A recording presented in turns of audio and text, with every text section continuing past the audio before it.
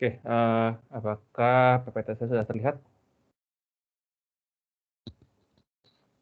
PPT, iya benar. Coba.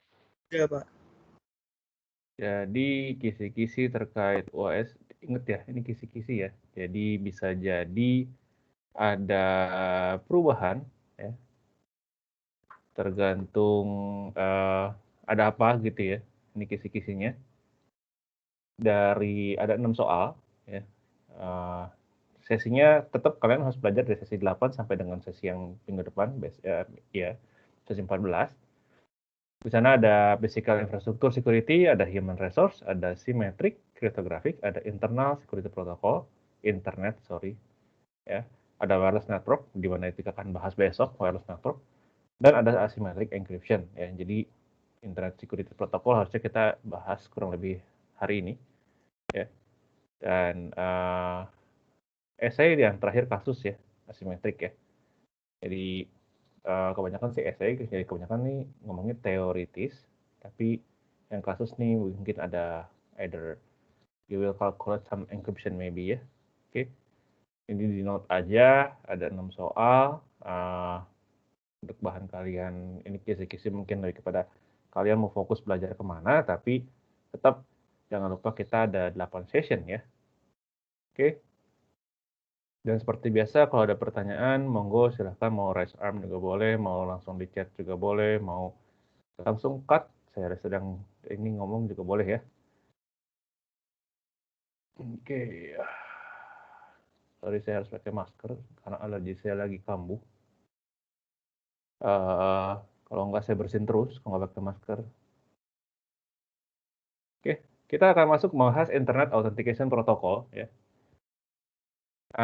Di sini kita bahas Kerberos, ada CA, di mana CA sempat kita bahas juga di materi symmetric ya. Kemudian asymmetric ya CA. Kemudian ada public key infrastruktur, ada X509, ini adalah salah satu encryption yang sebenarnya dipakai di banyak proses atau di banyak tipe encryption, tapi mungkin jarang didengar ya, karena mungkin bahasanya kurang kece kali ya. Tapi sebenarnya kayak di belakangnya tuh banyak kan semuanya pakai X095 ini gitu ya. Oke, buku masih sama, learning objective. Kalau tadi kalian lihat ada LO1, LO2, LO4 itu apa saja gitu ya. LO1 sama LO2 itu lebih kepada describe, explain gitu ya, comparing itu LO1, LO2 ya. Kalau kita ngomong LO3, LO4 itu udah lebih kepada practical thing ya. Udah bisa mendesain dan lain-lain ya. Jadi di sini harapan kalian bisa mendesain desain security protokol ya. Oke, kalau kita ngomong Kerberos ya, mungkin kalau beberapa kalian pernah dengar gitu ya bahasa si Kerberos ini. Kerberos ini bukan sering ya, banyak di dulu mungkin salah satu dia hewan atau dewa di Yunani, zaman Yunani kuno gitu ya, di mana dia merupakan gambar anjing ini ya, dengan 3 kepala ya. Makanya di sini juga kalau kalian lihat Kerberos protokol tuh logonya mirip-mirip anjing dengan 3 kepala gitu ya. Atau mungkin di bahasa awamnya kalian akan lebih sering dengar Open LDAP ya, mungkin ada beberapa dari kalian mungkin pernah dengar, tapi kalau belum ya ini Kerberos itu ya si Open LDAP gitu ya. Nah, dia di-develop oleh siapa? Oleh MIT, Massachusetts Institute of Technology, which is ini adalah institut yang terkenal juga di US ya.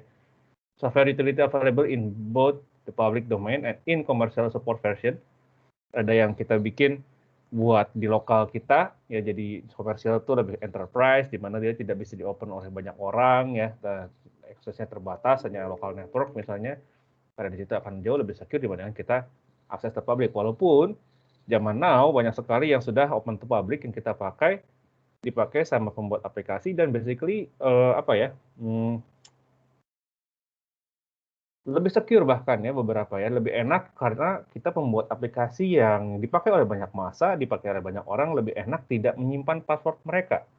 Jadi kita tidak ada kewajiban terkait password yang mereka simpan. Jadi kita boleh dibilang kalau saya pendesain aplikasi, saya akan mewajibkan mereka membuat atau join atau ya pakai Open LDAP itu ya, supaya kalau ada apa-apa, kalau komputer saya kalau misalnya servernya kita kertas gitu ya, itu kita lebih secure karena tidak ada kebocoran data di sana terkait password yang mereka miliki gitu ya.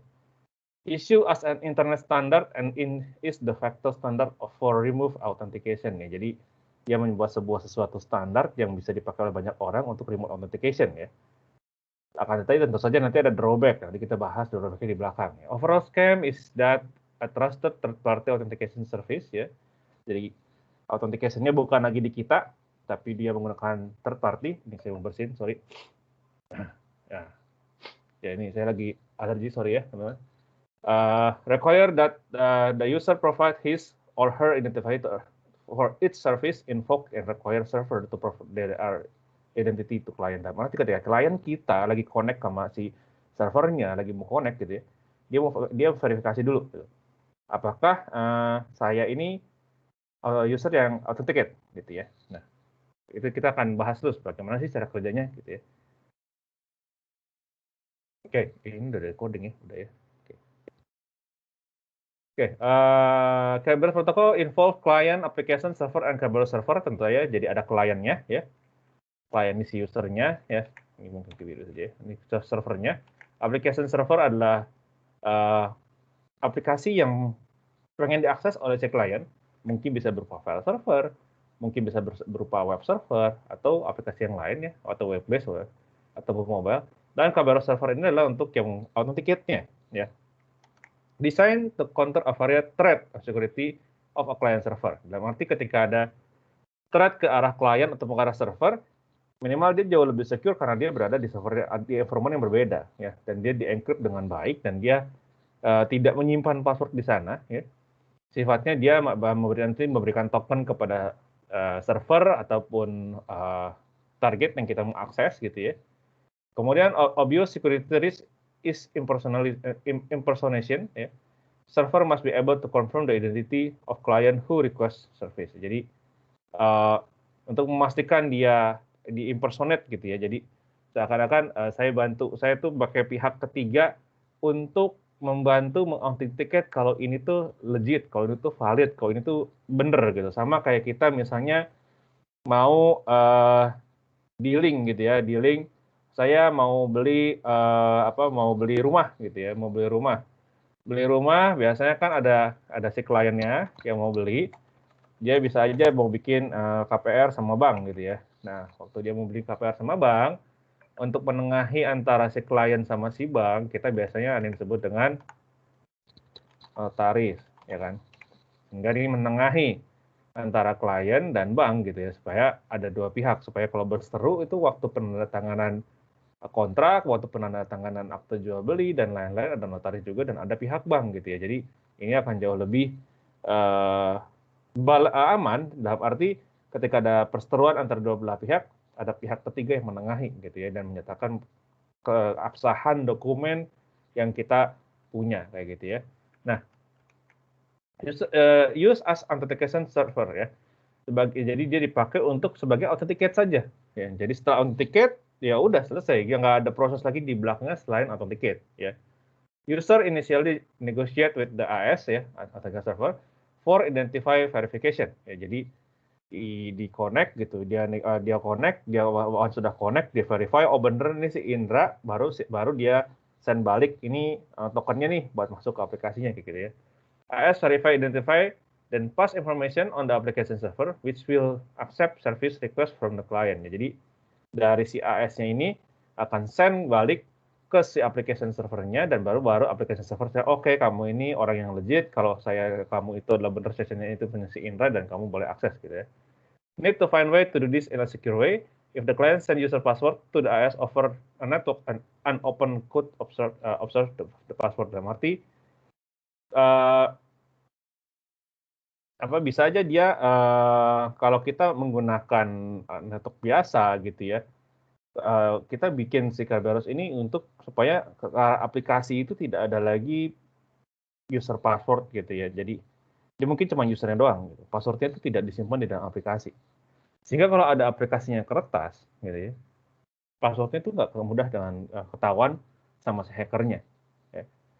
Jadi dia di-impersonate gitu dengan si AS ini, dia cuma kirim validation-nya kayak sertifikasinya doang gitu ya. Kalau saya tuh bener udah lulus S1 gitu ya, udah dicap nih, udah ada sertifikatnya gitu ya. Ini kalau ini tuh bener si intraday S1 gitu ya. Jadi dia fungsinya lebih kepada validasi, dia fungsinya lebih pada memastikan tidak ada lebih secure karena di aplikasinya juga tidak ada password, tapi di sisi mereka sudah dipikirkan sedemikian rupa proteksinya. Bahkan passwordnya itu tidak bisa di-read ya, karena dia hashing one way. Ya. Terus kalau kita misalnya ada lupa gimana? Reset ya, sifatnya bukan dikasih tahu, oh kamu tuh passwordnya dulu 1234566, enggak ya, tapi dia direset. Ya, direset dengan password baru, dan hasil reset itu diinfokan kepada si usernya. Jadi di dalam si Kerberos server itu, di dalam OpenLDAP itu, dia tidak menyimpan plain text password, nggak ada ya. Jadi enaknya ini, di kitanya juga lebih secure pemilik aplikasinya, karena ada orang ketiga yang mengauthenticate service-nya kita. Gitu ya. Oke. Nah ini cara kerjanya si Kerberos ya, dari di sini si usernya buka komputer, dia pengen masuk ke dalam si aplikasi server di sini gitu ya. Langkah pertama dia dari ini adalah request ya, request ke si arah AS tadi, ini ya request tiket. Nanti si AS mengauthenticate gitu ya, mengauthenticate si user ini. Bener nggak sih si user ini itu adalah apa yang memang user yang legit gitu ya. Kemudian bila dia valid, AS Ticket akan mengirimkan sebuah tiket dan session key gitu ya. Session key-nya dikirim ke si klien, kemudian si klien kayak ditanya, kamu mau kemana kayak gitu ya. Nah, nanti di sini si yang ketiga si klien info, oke saya mau akses ke server di sini gitu ya. Jadi dia request granting servernya lagi ke si TGS ini, jadi nge-request sebuah granting tiket ke TGS, kemudian dari TGS memberikan tiket session key kepada si klien untuk dikirim service request-nya ke arah server. Ya. Nah, ada ketika dia ya di sini workstation send ticket and authentication host ya yang dapat dari si TGS ya, TGS-nya kan udah, tapi ini berupanya ini yang dikirim tiket dan key ini udah di encrypt ya gitu ya. Dia kirim kepada si host. Ya, si host ini juga sudah di allow untuk dia connect dengan si Kerberos ini, si OpenLDAP ini, sehingga si host juga tahu gitu. Oh, kalau yang dikasih sertifikat kayak begini dari si Kerberos ini, inilah sertifikat yang valid. Baru pada itu koneksinya terbentuk kepada si klien dan si host gitu ya. Nah, apa yang terjadi ketika sudah terbentuk koneksi ini gitu? Apakah setiap kali ada transaksi dia akan tanya lagi ke si Kerberos ini? Ya, jawabannya enggak ya, ini hanya one time ya. Di sini hanya satu kali ya. Jadi once ini udah established, maka komunikasi hanya terjadi dari si klien menuju si server ataupun sebaliknya. Ya. Jadi dia nggak bolak-balik ke si server. Conversion hanya one time ya. Kalau kalian lihat seperti ini ya, bagaimana cara dia mengauthenticate, kira-kira menurut kalian ya, sehari-hari yang kalian lakukan, ada nggak kalian menggunakan sistem si Kerberos ini? Menurut kalian? Atau kalian ada pakai nggak si Kerberos ini di kehidupan sehari-hari kalian nih? Ada nggak? Gimana dengan Keisha Eka Tirta? Keisha, ada Keisha? Iya, Pak. Ada nggak? Kira-kira kamu pakai Kerberos dalam kehidupan sehari-hari kamu? Kurang tahu, Pak. Atau oke, Keisha, pick temennya satu random siapa aja bebas. Kennedy deh, Pak. Kennedy, oke, Kennedy. Gimana Kennedy? Kennedy Ya, ada? Kira-kira ada nggak? Oke. kalau menurut saya sih kayak kalau misalkan kayak OS gitu pakai Linux atau Microsoft itu kalau misalkan mau register akun atau gimana Pak? Oke, Bukan akun sih, OS gitu kayak ID-nya itu. Oke, Linux-nya kurang pas karena di Linux balik lagi, kecuali Linux-nya ada service si OpenLDAP-nya tadi, mungkin bisa. Thank you Kennedy and Kezia. Ya. Tapi sebenarnya yang kalian pakai sehari-hari kurang lebih adalah si Google ya. Gimana ketika kalian mau pakai aplikasi, di sana kalian mau pakai authentication-nya siapa nih? Google, mau pakai authentication Facebook gitu ya. Dia sudah ada gitu ya. Dia disebutnya dengan public account gitu ya. Jadi misalnya saya sebut brand deh ya. Misalnya di sini Tokped gitu ya. Ini Tokopedia gitu ya.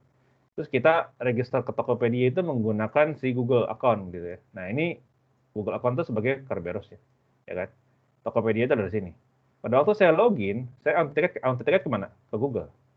device saya di Authenticate sama Google menyatakan handphone saya itu memang sudah register di Google dan legit, ya kan? Nanti ketika saya mau akses ke Tokopedia, dia cuma kirim, dari sini dia akan request balik, oke, ini cek lagi kliennya valid, grant request tiket lagi, balik lagi request tiket, oke ini valid, baru dia masuk ke Tokopedia. Jadi di Tokopedia tidak ada yang kayak kemarin tuh, cash Tokopedia kertas, ya. Buat mereka yang menggunakan Google ataupun Facebook account gitu ya untuk masuk ke Tokopedia, password kalian secure. Kenapa? Karena yang diretas ini. Yang diretas Tokped-nya. Sementara password dan user kita di mana? Ada di sini. Nah, jadi password kita aman. Basically ketika diambil profilnya gitu sama user ya, password kita di sini aman. Jadi boleh dibilang yang kecuri siapa? Yang tidak menggunakan si Kerberos tadi. Yang kecuri adalah yang langsung register ke aplikasi kayak gitu. Kenapa sih ini lebih secure? Karena aplikasi itu cenderung lebih gampang atau lebih banyak hole-nya dibandingkan buat si Authenticate server ini gitu. Aplikasi itu kan codingan gitu. Kita ngomong Binusmanya di-develop oleh mahasiswa di mana mahasiswanya masih semester 6 gitu baru mau lulus gitu ya. Di mana boleh dibilang pengalamannya basic. Banyak hal yang dia tidak ngerti secara security, banyak hal yang dia harus pelajari baru dia ngerti what is the best practice of it gitu. Jadi itu yang menjadi challenge kita di Indonesia gitu ya. Dan itu tantangan yang mesti kita hadapi dan makanya dengan bukan hanya di Indonesia basically tapi di hampir di semua negara makanya menggunakan Kerberos ini akan lebih enak dalam hal security karena kalau sampai ada hole dalam application minimal password dan password username itu nggak jebol gitu ya. Dia hanya bisa menggunakan user passwordnya dia sendiri untuk ngejebol ke sini gitu. Tapi dia nggak bisa cross ke session lain gitu ya. Oke. Ada pertanyaan sampai sini teman-teman? Sebelum kita bahas lebih lanjut bagaimana ketika kita ada dua area, dua realms gitu ya untuk authentication gitu ya. Ada pertanyaan teman-teman? Nggak ada? Aman? Pak, mau tanya Pak. Iya. Beres itu jadi nama server apakah istilah? Oh yang kayak Google tadi itu mirip Kerberos atau pakai Kerberos berarti Pak? Oke, Kerberos ini apa ya? How it work kali ya. Di belakangnya bisa aja dia ada kerjasama lagi menggunakan CA gitu ya. Tapi how it work-nya sudah mirip dengan Kerberos. Jadi basically Google juga belakangnya si OpenLDAP sih sama Kerberos ini sistemnya. Nah, OpenLDAP itu udah pasti Kerberos gitu. Tapi authenticate-nya mungkin bisa di-customize ya. Nah, bagaimana cara dia send si key-nya encryption-nya itu mungkin bisa di-customize. Semoga nggak jawab. Jadi kalau kita ngomong Google itu Kerberos. Tapi dia menggunakan apa? CA. Bingung nggak ya? Oh, kejawab Pak. Kejawab ya? Sama ya tadi. Iya, tinggal itu. Ya, sistemnya Kerberos, tapi encryption-nya mau menggunakan apa nih gitu. Bisa di-enhance gitu ya. Balik lagi kayak saya bilang, RSA sama SSH akhirnya ya kawin silang gitu menghasilkan sebuah authentication yang baik gitu ya. Sama lah ya. Oke, ada lagi pertanyaan teman-teman? Oke, makasih Pak. Iya. Nggak Pak, ada? jadinya itu Pak masing-masing kayak Google atau browser atau website lainnya itu punya Kerberos itu beda-beda atau Kerberos kesatuan Pak? Ya dia punya area sendiri, masing-masing punya authenticate-nya sendiri gitu ya. Punya kalau kita bilang di sini ini adalah database-nya si database Kerberosnya atau sistemnya mereka gitu ya. Itu ini terpisah kan. Itu yang kita sebut akhirnya they have their own realms gitu ya. Nah, ini yang kita bahas the next gimana ketika ada dua realms yang berbeda bisa saling communicate gitu. Oke. Nah, ini saya sambil lanjut ke pertanyaan Kennedy semoga nanti sekalian menjawab nah ya. Kerberos realms gitu ya. Jadi Kerberos juga memiliki dengan adanya masing-masing area gitu dengan lebih daripada satu Kerberos gitu ya di masing-masing dan mungkin yang open public itu semakin besar. Gimana mereka bisa saling komunikasi sama satu sama lain gitu? Apakah bisa Facebook mengenali Google?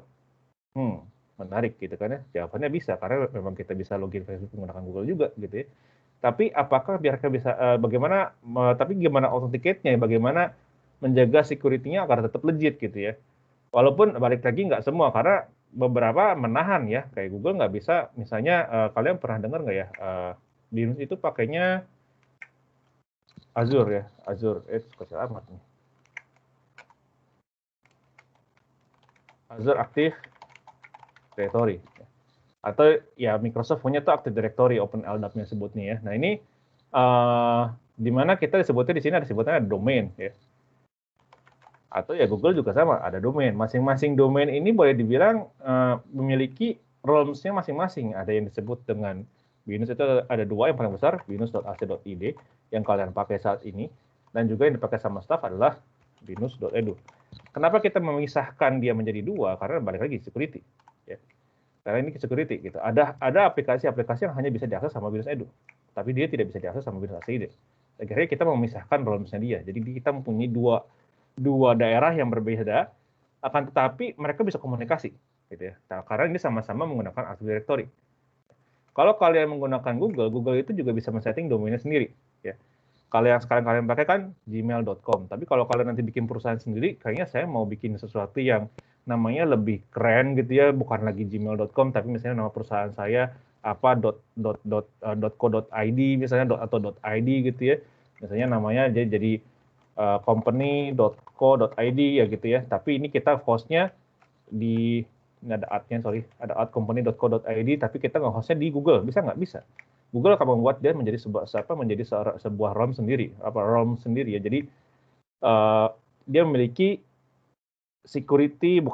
policy yang berbeda. Ya, kita bisa setting company ID ini dengan polisinya kita sendiri sehingga dia terpisah dari gmail.com, berbeda. Ya. Binus ACID dengan Binus Edu kita bisa bikin polisi sendiri, polisi yang berbeda antar realms tadi, gitu ya. Jadi kita bahas lagi di sini. Kerberos environment consists of Kerberos server, sama, dua-duanya pasti ada server di sana, di mana kita, kalau Google ya diatur sama Google, Facebook diatur sama Facebook, kalau yang Binus ya yang ngatur Binus gitu ya. A number of client are registered with a server, ya tergantung dia mau ke register kemana. Kalau mahasiswa pasti masuknya ke Binus ACID, kalau yang staff masuk ke Binus Edu gitu ya. A number of application server sharing key with server ya. Tapi nanti ini bisa aja nanti masing-masing server pasti punya key yang masing-masing. Ya, jadi kalau tadi saya bilang Google pakai apa? KCA. Itu authenticate-nya dia, gitu ya. Active Directory bisa bikin key sendiri disimpan dalam servernya, gitu ya. This is referred to as to realms. Network client server under different administrative, ya. Ya, administratif yang berbeda. Organizations generally constitute different realms. Jadi setiap domain tadi, setiap perusahaan pasti pengennya memiliki administrasi yang berbeda. Kenapa? Karena punya policy di sana yang diatur, ya kan? Ada policy diatur di sana sehingga kalau misalnya dia mix sama yang lain pasti nggak mau, gitu kan. Nah, if multiple realms ya, kalau ada multiple realms ya, their Kerberos server must share secret key and trust Kerberos ya. Dia bilang harus share secret key and trust the Kerberos server in other realms ya, untuk mengauthenticate usernya dia. Participating server in second realm must also be willing to trust Kerberos server in the first realm. Ya, jadi kalau saya bilang ini yang Binus ACID mau bisa komunikasi sama Binus Edu. Jadi kalau misalnya saya meregisterkan sebuah aplikasi, ya cukup saya masukin yang domain ini aja. Tapi kalau yang Edu mau pakai bisa loh, misalnya kayak gitu ya. Nah, ini kalau ketika ada dua domain yang berbeda, ini harus nanti ada proses di belakang yang kita generate, yaitu membuat sebuah secret key dan dia men-trust secret key itu antar yang Binus ACID dan Binus Edu. Baru dua hal ini bisa komunikasi. Dua hal ini saya masuk dari Binus ACID menggunakan akun Edu untuk sebatas authentication bisa. Ya. Begitu juga sebaliknya, saya masuk dari Binus Edu untuk menggunakan ACID untuk authentication bisa. Kalau antara Binus ACID dan Binus Edu sudah melakukan share secret key dan trust, kita sebutnya trust gitu ya, antar realms dua dunia yang berbeda ini, antar dua domain yang berbeda ini bisa. Begitu juga sama dengan Google, sama cara main. Cuman cara share key dan cara trust-nya masing-masing berbeda ya. Itu yang dimana kita nggak bahas di sini gitu. Tapi jadi kurang lebih. Nah ini sampelnya gitu ya. Dia ada, anggaplah tadi yang ini si realms A ini yang Binus Edu-nya gitu ya. Yang si realms B ini adalah ini yang si Binus AC.id-nya gitu ya. Jadi ini ada klien ya. Dia mau akses sebuah aplikasi yang ada di Binus ACID. Akan tetapi kliennya adalah staff, ya kan? Kalau dia student, dia langsung aja masuk ke sini. Masuk ke sini, ya kan? Karena dari sini dia langsung authenticate ke sini kan, ke realms-nya dia gitu loh. Ke Kerberos-nya punya si Binus ACID, enak. Tapi kalau dia staff, di mana dia menggunakan Binus Edu dan dia punya kepentingan untuk akses ke sini gitu ya. Untuk akses ke sini ya, maka authenticate-nya kemana? Tetap authenticate-nya ke Kerberos-nya dia dulu gitu ya, dia turn balik, ini legit gitu. Tapi di sini ada tambahan proses, yaitu request ke arah si ROMs-nya si Windows ACID gitu ya. Dari remote, sebetulnya di sini ada dari Kerberos ini sudah ada sharing secret key dan dia udah trust, jadi dia bisa cek gitu ya validasinya, menyatakan oke, bener ini si staff A gitu ya menggunakan domain Windows Edu itu valid dan dia cek benar, maka dia return balik tiket ke sini, baru dia bisa akses ke si aplikasi yang ada di ROMs-nya si Windows ACID. Ya. Nah, walaupun kebanyakan yang dilakukan sama Binus kebalik ya, kebanyakan yang dilakukan sama Binus si ROM B ini adanya di Binus Edu. Ya. Kenapa? Karena kita akan configure di sini ada banyak sekali yang kita configure ya, yang kita setting menggunakan policy si Active Directory tadi, kita sebenarnya domain policy, sehingga pada waktu kita setting host, ya, setting install, kan biasanya kalau kita ngomong setting server tuh install lah ya, install Windows, terus kalau kita mau pakai apa, kita harus configure gitu ya. Nah, dengan kita men-setting ROMs ini, si domain Windows Edu, kita sebuah policy sehingga habis dia install, kita konfigurnya cukup melakukan dengan nama sebetulnya join domain. Join domain servernya, maka policy yang sudah kita setting di domain tersebut akan langsung ke-apply ke sini. Jadi kita nggak, bayangin Binus tuh punya 1000 server lebih, gitu. Setiap bikin server dia harus konfigur, bikin server capek ya kan. Yang sekarang kita lakukan, bikin server, install, selesai, join domain, maka policy standar itu udah langsung si servernya dapat. Dan that will help reduce cara kita bekerja gitu ya. Tapi balik lagi ketika ada student dari sini, kita mau authenticate pakai apa? Gitu ya. Makanya ini disebut kita di sini ada trust antar dua domain ini, kita trust supaya dia bisa saling authenticate. Walaupun balik lagi nggak semua aplikasi bisa jalan seindah itu, kadang beberapa ada kendala yang kita harus perbaikin dari sisi codingan ataupun cara kita nge-trust. Ya. Oke, menjawab mungkin Kennedy. Tapi Google bisa nggak nge-trust ke Binus Edu? Nope, nggak begitu indah caranya ya. Jadi yang terjadi gimana? Yang terjadi adalah misalnya gini, saya pakai Google, tapi ya passwordnya berbeda sih akhirnya sih. Saya bisa nggak dari Google ke Azure AD? Bisa, tapi jadi seakan-akan sebenarnya di arah si, karena kalau tadi kita kebetulan ACID dan Windows Edu sama-sama menggunakan Microsoft punya, yaitu Active Directory. Tapi kalau misalnya dari Microsoft sama Google tuh cara kerjanya atau ya tadi ya saya bilang decryption-encryption-nya berbeda. Jadi sudah di-customize lagi sama mereka gitu Kerberosnya. Jadi bisa nggak mereka komunikasi? Bisa, tapi sifatnya itu si Google tuh kayak nge-send balik, kayak bikin akun dummy gitu ya di arah si Active Directory-nya kayak gitu. Ya, jadi bukan nggak bener-bener kayak tadi nge-trust terus akunnya tetap di akunnya tetap di sini gitu ya, tapi dia di sini ada trust enggak, tapi somehow dia kayak nggak ada ngebikin akun dummy, kayak diakalin lah ya gitu supaya seakan-akan jadi si akunnya saya itu ada di sini gitu ya. Dia kayak menduplikat akunnya gitu kalau dia dari dua domain yang benar-benar berbeda antara Google dan Microsoft, antara Facebook dan Google itu biasanya Kerberosnya udah berbeda cara encryption-nya ya. Nanti kita bahas di belakang, ada beberapa contoh yang saya udah siapkan. Oke, ada pertanyaan lagi teman-teman? Sebelum kita masuk ke version Kerberos. Nggak ada. Ini materi hari ini pendek loh teman-teman, jangan salah ya. Sangat-sangat pendek materi hari ini. Oke, Kerberos version. Oke, sekarang udah 4 dan 5. First version Kerberos was widely used was version 4 ya, published di akhir 1980-an. Kemudian di version 5 kita improve a lot ya. Itu pertama dari cara dia mengencrypt message intact with encryption algorithm modifier, mempersulit encryption-nya. Pada umumnya setiap security berjalan dengan waktu, yang diimprove adalah cara dia mengencrypt, mempersulit encryption-nya, memperhebat encryption-nya atau menambah step-nya, menambah proses encryption-nya, karena itu seperti saya selalu bilang, dulu mungkin dengan speknya segitu dia cuma bisa 4 proses. Dengan spek sekarang yang lebih baik komputernya, dia bisa sampai 8 ataupun 12 proses. Bisa multiplying ya, bukan lagi double tapi biasanya multiplying ya teman-teman. This enable users to configure Kerberos use algorithm other than DES ya. Jadi Awal-awal dia menggunakan Dash, mungkin sekarang sudah berkembang ya, seperti saya bilang, yang Google punya pakai CA ya, sertifikat digital signature, bukan hanya Dash doang gitu ya.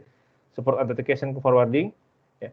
Enable the client to access server dan have the server access another server to behalf of client. Nah, ini yang kita bilang dia bisa saling sharing information gitu antara Google dan Microsoft, tapi walaupun somehow itu diakalin mereka membuat duplikat account di arah si Microsoft-nya gitu ya. Support a method inter-ROM authentication that require fewer secure key exchange dan inversion 4. Jadi kita bilang lebih simple, lebih advance cara kerjanya, lebih fleksibel, lebih bisa. Bentar, saya mau bersihin. Oke, dari mana tadi? Jadi lupa. Ya, jadi dia di versi 4 boleh dibilang waktu ROMs A buat, di ROMs B buat, dia mau communicate makin susah, di support di versi 5 ini dia bisa lebih nyaman, bisa lebih terintegrasi, akan tetapi tetap security-nya lebih baik gitu ya. Dimana mungkin ada waktu di versi 4 pada dengan hardware yang dulu kita bikin seperti itu mungkin lemot ya. Karena tantangannya Kerberos ini adalah performance issue teman-teman ya. Which is kalau kita bilang kita ada large client server installation gitu ataupun akses usernya sangat banyak gitu ya. Ini akan performance impact ya. Kalau misalnya dia small user ya, very little small user mungkin ya nggak terlalu banyak gitu. Tapi kalau misalnya usernya ribuan, kita ngomong Google deh. Google punya berapa ribu? Banyak ya. Pengguna Google ya kan. Tapi ya balik lagi gitu ya. Walaupun dia mungkin awal-awal performance issue, contoh ya, saya mau connect ke sebuah jadi gini. Saya contoh ini ya. Saya connect VPN dulu. Oke.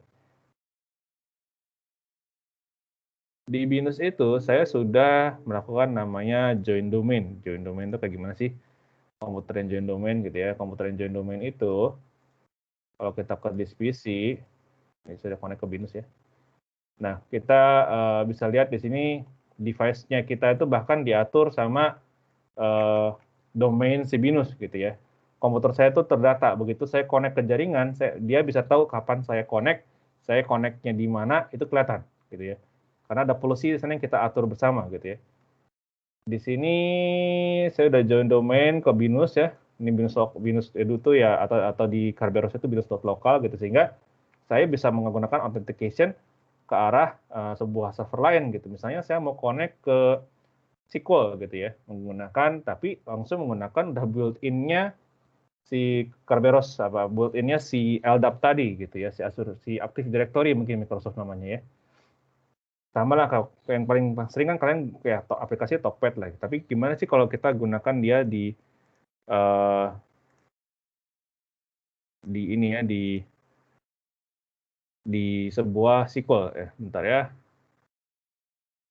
Kalau ini server ke server gitu ya. Jadi saya mau connect ke sebuah server tapi menggunakan authenticate-nya saya gitu. Authenticate yang sudah ada di lokal gitu. Jadi kita kalau mau login ke server tuh bisa dengan cepat.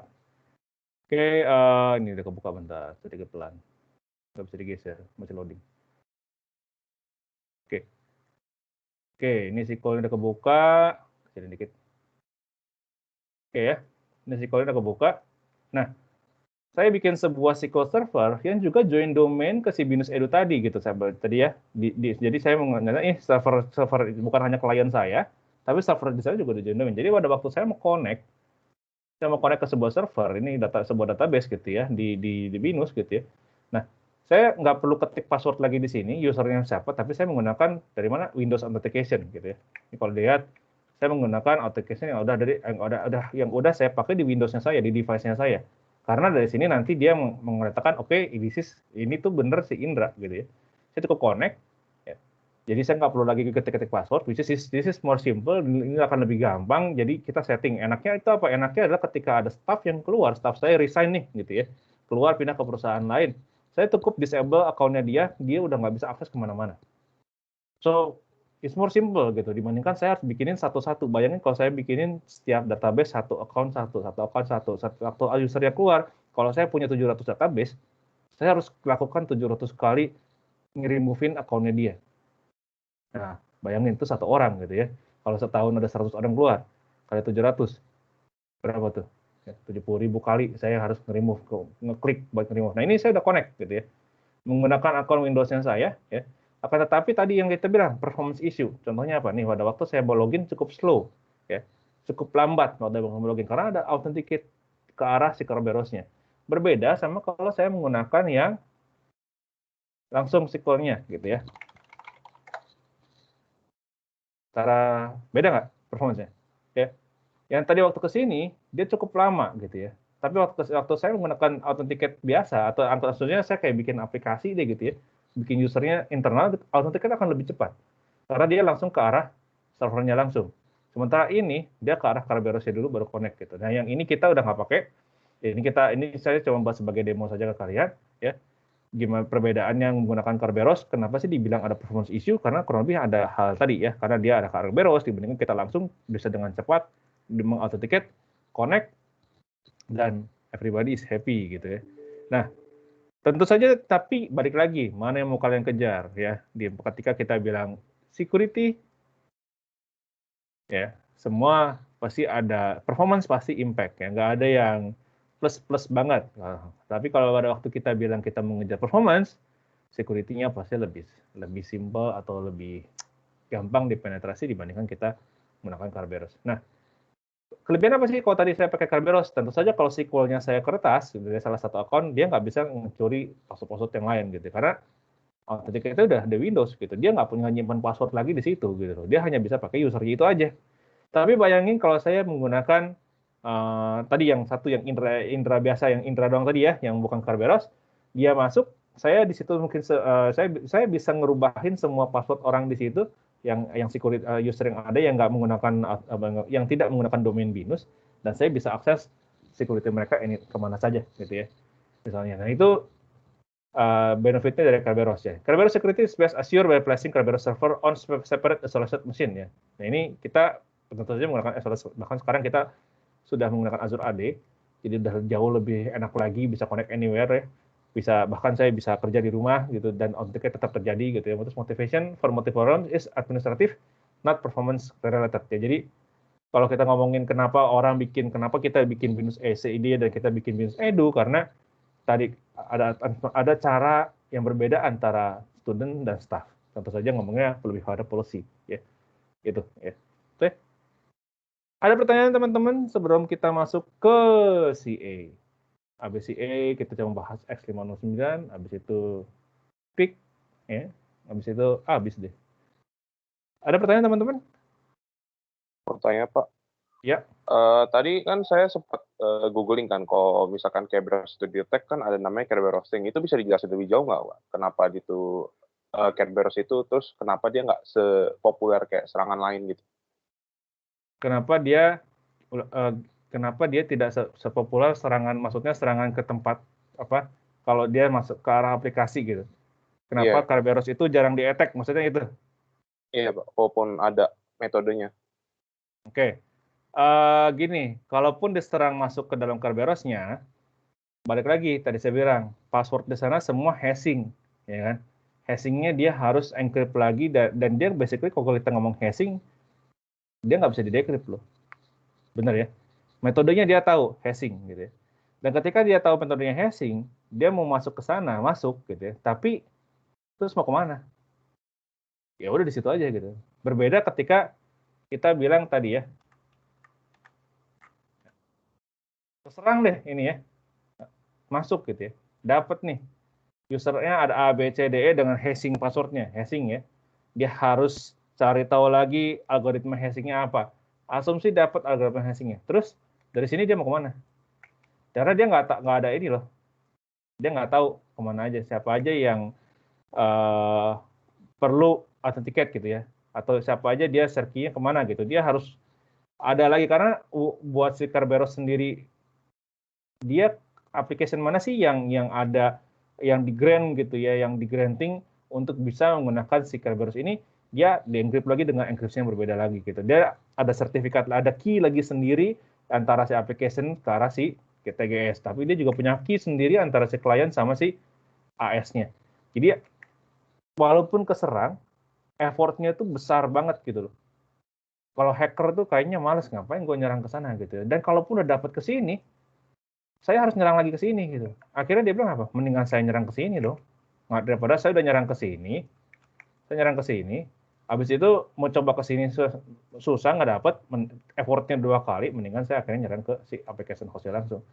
Plus, tadi saya bilang, waktu kita bikin application server ini, code level, whole di code level, itu jauh lebih besar dibandingkan kalau kita yang sudah di sini udah mature. Nangkep nggak? Get ya? Ada, tapi somehow nggak terlalu sampai tembus pun nggak terlalu kepake banget gitu. Menjawab nggak ya? Mendingan saya langsung nyerang si application servernya. Karena application server, berapa kali kita nyerang aplikasi, bukan cuma kita sih, berapa kali hacker nyerang application server tuh jauh lebih mudah penetrasinya dibandingkan ke arah Kerberos. Once Kerberos sudah dapat, dia harus nyerang lagi ke si application servernya juga. Nggak bisa langsung gitu. Oke. Jawab Pak, makasih Pak. Ada pertanyaan lagi dari teman-teman yang lain gimana? Atau bingung sebelum kita masuk ke CA? Oh iya, terus kenapa sekarang gimana Google bisa memiliki performance yang cukup baik gitu? Kalau kita lihat ya, coba kalian analisa, kalian login menggunakan Google sama kalian login menggunakan si Microsoft, lemotan yang mana? Lemotan Microsoft gitu ya. Tapi kalau di situ kita tanya kenapa sih Microsoft? Kita saya mau bersihin. Oke. Kenapa sih Microsoft lemot gitu ya? Di situ Microsoft mendefine, oke, karena security dia encryption dia jauh lebih besar dibandingkan yang lain, bahasanya dia gitu ya. Cuman balik lagi, semakin besar encryption-nya, memang semakin sulit untuk dipenetrasi. Dan kalau kita ngomong si Google punya, dia jauh lebih light ya, jadi lebih cepat. Dan terus apakah berarti Microsoft punya sekarang kalau diakses sama banyak akan jauh lebih lemot? Enggak juga, karena sekarang dia punya di belakangnya dia Kerberosnya juga sekarang lebih hebat ya, lebih banyak. Jadi dia punya kayak server farm gitu, jadi mungkin untuk satu ROM gitu ya, satu ROM itu mungkin di belakangnya punya banyak ini ya, punya banyak server ya, ada server 1, 2, 3, 4, 5, 6 dan seterusnya ya. Jadi dia bisa authenticate dan dia ini bisa sync gitu. Jadi teknologi udah bisa membuat dia boleh sync kayak Binus Edu sendiri. Itu ada ini di belakangnya ada 7 server ya. Itu Binus Edu.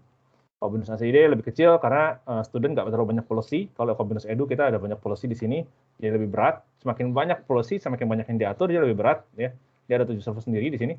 Ya, plus kita ada lagi ke arah cloud ya. Dan hosting layer ke cloud yang dipakai kalau dari internet ngarahnya kemana? Karena ke cloud. Gitu ya.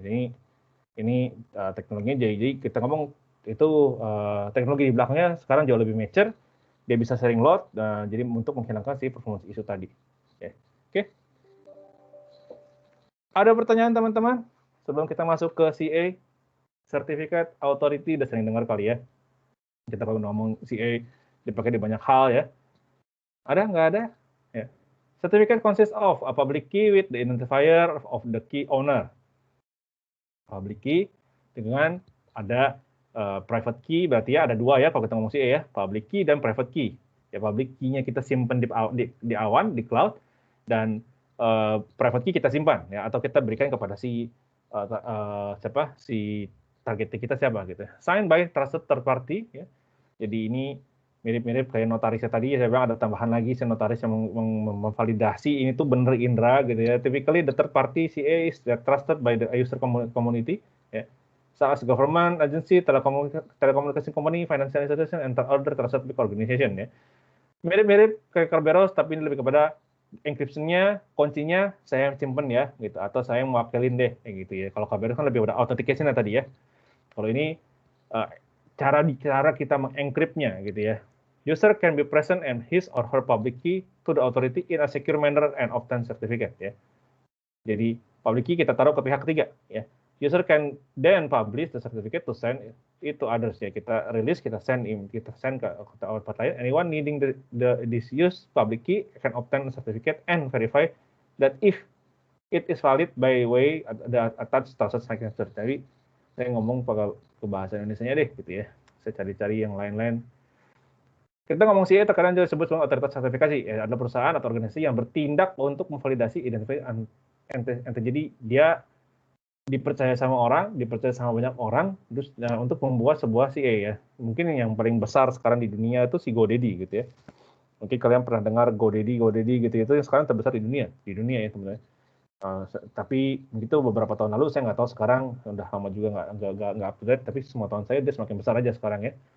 Kemudian dengan meningkatkan kriptografi melalui penerbit dokumen ya, yang dikenal dengan sertifikat digital ya. Jadi kalau ini sama seperti ketika kita bermain dengan SSL ya, kita pasti ada sertifikat digital ya sana, ada CA-nya gitu ya. Jadi dalam SSL itu ada CA, ada X509-nya gitu ya, untuk menghasilkan sebuah SSL gitu ya. Sertifikat digital itu menyediakan apa sih? Autentikasinya dengan fungsi sebagai kredensial untuk memvalidasi identitas entitas yang dikeluarkan, ya. Enkripsinya, ya. Kemudian integritas dokumen yang tertanda. Dalam arti ketika kita di dokumen ini kita kirim, dia harus memvalidasi this is a valid key or not. Ya. Jadi dalam prosesnya, kita membuat sebuah, ya, waktu kita membuat sebuah dokumen gitu ya, informasi yang mau kita kirim gitu ya, kita ada public key yang kita mengencrypt, kita menjadi sebuah bukan membuat, ada public key yang kita buat sehingga kita membuat sebuah CSR. Nah ini CSR ini yang kita nanti kirim ke si CA-nya ya. Ini di servernya kita prosesnya ya. Kita kirim ke arah si CA-nya, kemudian CA membuat sebuah validate, membuat sebuah identity validate, dan dia mengenerate sebuah, dan dia membuat sebuah private key ya. Habis membuat private key, dia membuat sebuah generate sign certificate and send to application. Dia membuat sebuah SS. Jadi kalau bahasanya kalau saya mau bikin SSL, saya bikin dulu key public key sama generate CRS-nya, makanya biasa di situ please generate CSR from your server. Ya, kita generate CSR-nya, kita kirim ke si CA-nya, CA nanti membuat sebuah private key untuk mengencrypt si digital signature-nya, kemudian dia merilis sebuah digital signature ya. Dan ya, private key ini again disimpan di kita ya. Ya ini private key, ada private key yang kemarin saya selalu bilang sampai sekarang saya nggak nemu private gimana kalau kita ada user A dan user B itu terima private key-nya dari mana gitu. Nah, itu yang saya belum ketemu sampai sekarang ya.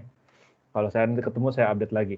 Nah, kemarin saya sudah nyari banyak artikel, saya sudah nyari banyak pembelajaran, tapi balik lagi saya masih nggak nemu bagaimana kalau saya si A mau mengirim sebuah file dokumen yang terenkripsi dengan digital signature ke arah si B, dan B bisa ngambil public key dari si A-nya atau digital signature yang benar gitu dari si A-nya, tapi private key-nya si B dapat dari mana gitu sehingga bisa mematchingkan. Nah itu saya masih nggak nemu ya, bisa aja hackernya tengah-tengah mengganti private key, menurut saya bisa gitu ya. Oke, nah which is itu yang ya ada Mau tanya, jadi si certificate authority ini yang kayak yang ada di web-web itu atau dia sama kayak digital signature yang kemarin, Mbak? Dua-duanya Sama, Mbak. Sama nama-namanya CA. Oke. Terima kasih, Pak. Ya. Nah, ini contoh yang tadi saya bilang gitu. Ini Bob dan Alice ya. Si Bob mau mengirim sebuah pesan ke si Alice gitu ya. Ini sebuah pesan ini mau dikirim ke si Alice gitu.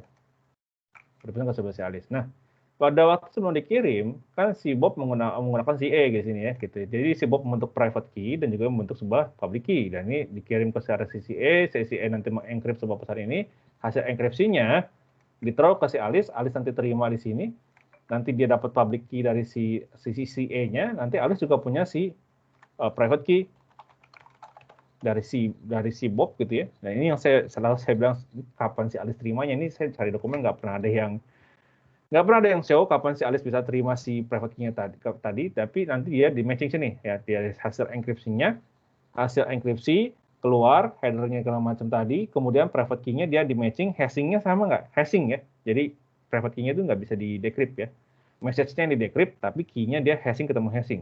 Hashing-nya sama nggak sama private key dari si Bob? Kalau sama, maka legit. Pada lo legit, baru si Alice bisa ngebuka message-nya this is a correct legit. Cuman yang paling sering terjadi adalah di attack-nya di mana sih? Di attack-nya itu adalah waktu si Bob mau kirim pesan di sini, pada waktu dia membentuk sebuah di sini benar kesimpan nih public key-nya, di tengah-tengah di sini ada hacker nih. Hacker ini ya, dia fungsinya nggak mendecrypt, waktu dikirim di sini, dia di drop sama dia ya. drop message-nya, diganti ke sini dengan message yang baru. Nah, hacker juga sama, menaruh public key ke sana. Yang sering terjadi itu ya. Diganti dengan message baru, di drop, jadi message yang original ini, ya saya sebut M1 ini, nggak pernah diterima sama si Alice. Ya. Yang diterima sama si Alice, ini adalah message baru. Mungkin di sini ada M2 yang buatan si hackernya, ini yang keterima ke si Alice. Ya. Dan hacker juga sama-sama menggunakan si sama sekarang. Ya. Jadi pada waktu Alice terima, somehow itu benar, ini M2 ini benar dari si Bob somehow gitu, karena dia ada authenticate juga ke sini segala macam gitu. Alice juga terima private key-nya, tapi sebenarnya Alice menerima 2 private key yang berbeda, satu dari si Bob, satu lagi dari si hacker. Itu yang paling sering common sekarang attack yang dilakukan, attack yang terjadi gitu ya. Jadi nggak pada mengencrypt isi pesannya, tapi pada membelokkan isi pesannya. Mungkin kalau ada orang yang nggak senang sama si Bob mungkinnya gitu ya, dia send message kepada si Alice yang berbeda. Walaupun lebih mudah ngertas ke komputernya si Bob, kemudian send dari komputernya Bob ke Alice juga, itu lebih mudah kadang-kadangnya dibandingkan kita nge-trap di tengah-tengah ya. Lebih sering sih nyerangnya ke mana, langsung nyerang si Bobnya aja deh, dari Bob langsung kirim ke si Alice, jadi dia nggak pusing lagi nyerang decrypt. Biasanya yang common yang terjadi itu, karena itu lebih mudah ya. Contohnya pakai apa? Ya diakalin deh, si Bob minjemin USB, atau kita bikin apa sesuatu yang bikin si Bob pakai USB kita kecolok, itu jauh lebih mudah dibanding mengencrypt. Biasanya gitu. Oke, nah ini dipakai sama Facebook. Ya. Bagaimana dia meredirect atau bagaimana sih akses tokennya itu terjadi gitu. Ini app ini misalnya kita bikin aplikasi, tapi kita bikin authentication-nya ke Facebook kayak gitu ya. Ini kalian bisa nanti cari-cari bagaimana codingannya seperti apa gitu. Ini jadi kita apps-nya ini adalah loginnya, mungkin karena loginnya si apps ya. Kemudian kita loginnya menggunakan Facebook, jadi dia ada authentication dialog ke arah Facebook. Kemudian Facebook memberikan akses token. Kemudian kita ditanya kita mau akses kemana gitu ya. Terus kita mau akses ke aplikasi mana, ke aplikasi ini gitu ya. Dibalikin sama Facebook, oke, kamu bisa masuk ke sana, baru dia masuk ke aplikasi ya. Ini sebelah sini ya. Masuk ke aplikasi, dari aplikasinya nanya lagi dulu ke Facebooknya buat memvalidasi, oke ini tokennya matching nggak? Kalau tokennya matching, valid, baru dia keluar datanya. Oh, halo Indra gitu ya, karena ini matching gitu. Ini si Indra bener gitu. Jadi ada 2 kali authentication. Pertama antara si usernya sama si Facebook, yang kedua adalah antara si aplikasi di sini ke arah si Facebook. Memastikan this is a valid user ya. Dan bagaimana kalau yang punya Google gitu ya? Nah, punya Google dia menggunakan dia sama ya, ada AS juga sebutnya. Memang nggak disebut di sini secara gamblang ada RTGS, tapi basically memang ada RTGS-nya juga sama gitu ya. Kita nih klien, saya mau menggunakan si browser lain ada di sana, login menggunakan si Google punya. Itu kan bisa ya. Mozilla saya di loginin menggunakan Google, bisa ya. Ataupun saya mau bikin aplikasi Tokped menggunakan si Google punya, bisa ya. Jadi kliennya buka aplikasinya, mau login, tapi authentication-nya dulu ke AS-nya si Google. Dia send di sini dia memberikan mau RTGS-nya mau kemana gitu ya, sama mau itu sebetulnya mirip sih, cara kerjanya nggak beda jauh gitu ya. Oh saya mau buka Tokped, oh saya mau buka Mozilla gitu, tapi usernya authentication-nya ke sini gitu ya. Nanti dia udah valid ya, dia send ke klien. Oke, ini legit user, ini valid, maka silakan dibuka. Itu sama sih. Sebenarnya nggak beda jauh gitu ya. Oke. Oke, ada pertanyaan di sini teman-teman? Semua komunikasi ini, semua nanti ke arah Google, kita sebutnya dengan API ya, ada out gitu ya. Pertanyaan teman-teman? Nggak ada? Atau saya kecepatan mungkin? Belum sih Pak. Sama, Belum ya? cuma yang nggak kejawab itu masih penasaran yang si private key-nya datang dari mana itu sih Pak. Nah, ya. Itu saya juga masih mencari. Jadi teman-teman kalau ada nanti ketemu, boleh di-share artikelnya ya, karena sampai saat ini saya nyari-nyari buku pun nggak ada yang menjelaskan kapan private key itu diterima sama si Alice. Kalau tadi Bob sama Alice ya. Terus saya nggak tahu. Tapi proses pembuatan dari Bob send public key ke si E gitu ya. Terus nanti itunya ada. Tapi begitu sampai ke Alice, private key yang diterima si Alice itu private key dari mana? Nah itu saya belum ketemu artikel ataupun ya mau video maupun buku itu saya belum ketemu ya. Tapi kalau teman-teman ada menemukan boleh di-share ya. Oke, nanti kami kalau si Kerberos biasanya lebih gamblang ya. Ini kelihatan banget cara kerja di sini, kelihatan banget nih kalau Kerberos sih mirip kayak gini ya. Which is ini lebih gampang di understand dan tapi kalau yang CA on private key-nya itu yang sedikit bisa aja kan kalau saya di sini di tengah-tengah private key-nya saya rubah gitu ya. Possible ya, tapi enggak sebenarnya ketika hacker di tengah-tengah tuh Alice itu sebenarnya terima dua private key yang berbeda, satu dari Bob, satu dari si hacker. Cuman how gitu, how Alice receive the private key, apakah ketika Bob send ke atas tuh waktu membentuk itu Alice juga langsung dikirimin private key gitu ya, possible juga sih gitu ya, tapi itu nggak diceritakan secara gamblang. Jadi bisa aja waktu bikin dokumen di sini, oke kebentuk ini ada key yang private dan dia ada key yang public, ketika dia send ke atas dia juga sebenarnya udah send private key ke arah si Alice, possible juga sih gitu ya. Jadi pada waktu Alice terima itu dia mengauthenticate lagi dari sini ya sekali dan juga dari private key yang sudah dikirim ini ke arah si Alice gitu ya sekali supaya dia matching gitu ya. Karena kan ada dua kunci gitu, seakan-akan kalau saya membuka pintu, ini ada kunci yang pertama, ini ada kunci yang kedua gitu. Kalau salah satu kuncinya kebuka, tapi satu lagi enggak, ya pintunya nggak bisa kebuka kan kayak gitu ya. Ini kayak safe deposit lah mungkin idenya gitu ya. Tapi ya itu yang saya kepikir sampai sekarang. Cuman memang tidak dimention secara gamblang kalau Alice itu terima terus si Bob ngirim atau si Bob mau kirim gitu ya langsung juga private key itu langsung dikirim ke Alice, ada yang ke atas ada yang ke bawah, sehingga itu lebih kayak mempersulit aja sih gitu ya sebenarnya gitu ya. Tapi memang nggak disebut secara gamblang, itu satu-satunya yang saya kepikiran, tapi nggak pernah ada dokumentasi yang menyatakan when exactly Alice receive private key ya. Tapi itu yang salah satu. Nah ini sampel aja kalau kita bikin aplikasi di menggunakan Google Assistant gitu ya. Kita di sini ada bagaimana sih si user itu mau menggunakan sebuah aplikasi. Di sini ada welcome to Boba Bonanza. Ini aplikasinya si Boba Bonanza gitu ya. Terus saya ngomong ke si usernya ngomong order my usual, tapi menggunakan Google Assistant misalnya. Ini udah possible loh gitu. Nanti Google Assistant udah seakan-akan juga sudah tahu what you usually order gitu ya. Dan dia bisa kayak membantu kalian menginput gitu ya, menginput orderan yang biasa kalian order kepada si Boba Bonanza ini gitu ya. Sehingga si Boba Bonanza-nya kalian bisa membantu si user tanpa harus ketik-ketik, tanpa harus memilih, tapi menggunakan Google Assistant, tapi connect kepada si aplikasinya si Boba Bonanza tadi gitu. Ini juga yang udah possible banget di Google. So someday who knows kalian akan bikin sebuah aplikasi yang di banking yang menggunakan asisten, siapa tahu, tapi hati-hati ya karena ada security di sana ya. Jangan transfer asisuli, aduh gawat nih. Oke. Nah, di belakang mereka tadi semua itu ada banyak SSL yang kita ngomongin ya. Pertama dari FPCX, SSL kemarin ada disebut dengan sebenarnya X509. Apa sih X059 itu gitu ya? Ini sebenarnya the most wide accept format for public key certificate. Jadi semua certificate. Jadi ini formatnya gitu ya.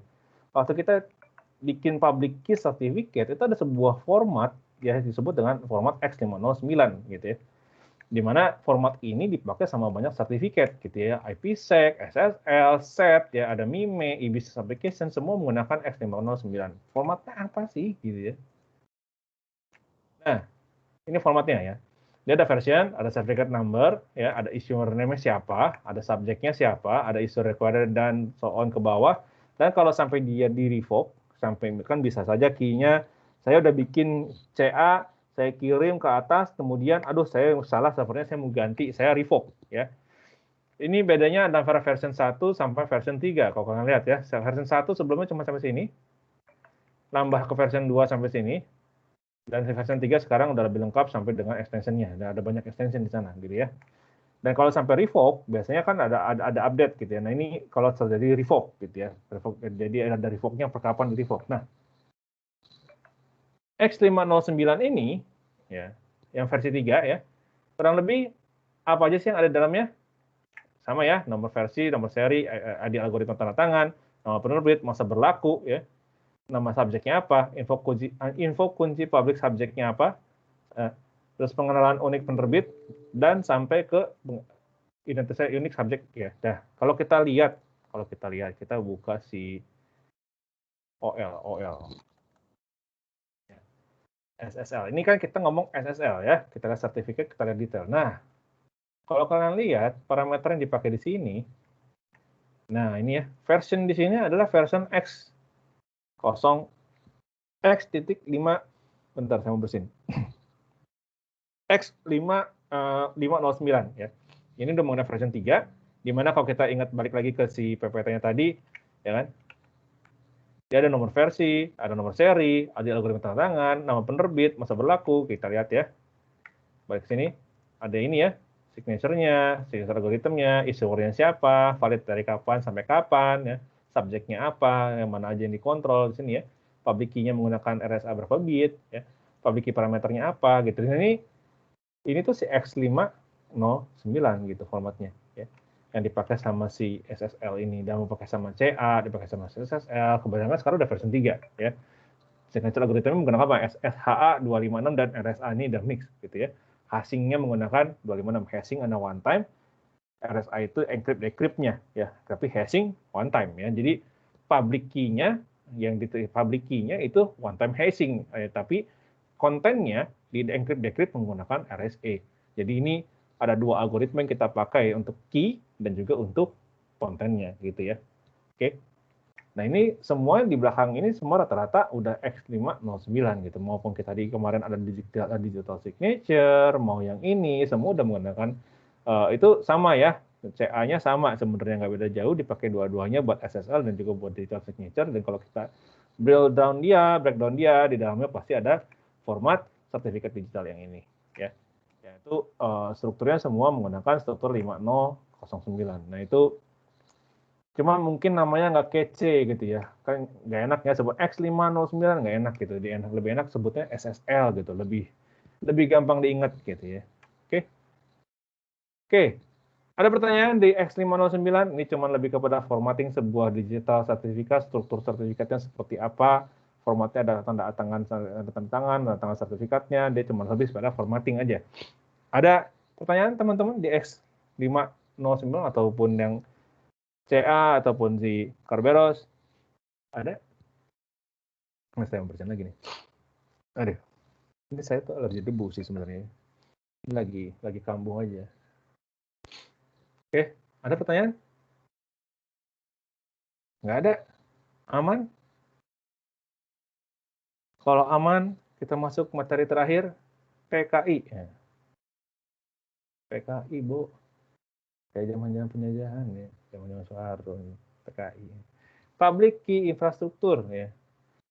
Nah, PKI ini sebetulnya dipakai ada banyak juga sama ya. Salah satunya CA juga menggunakan public key infrastruktur di mana dia mengirim ke sertifikat lagi public key kepada cloud yang dipercaya, gitu, CCA yang dipercaya, dan dipakai sama banyak orang gitu. The set of hardware, software, people, policy, and procedure need to create, manage, store, distribute, and revoke digital certificate based on asymmetric cryptography ya. Di sini dia asymmetric bukan simetrik. Kenapa kalau kita pakai kalau pakai simetrik takutnya performance-nya berdampak ya. Develop to enhance and secure convenient and efficient acquisition of public key. Salah satunya adalah trust store atau yang kita ngomong kalau GoDaddy itu salah satu yang paling banyak dipakai banyak orang sekarang dan rata-rata pakai. Coba kita lihat, saya iseng-iseng kita coba lihat si siapa BCA pakai siapa sih gitu ya.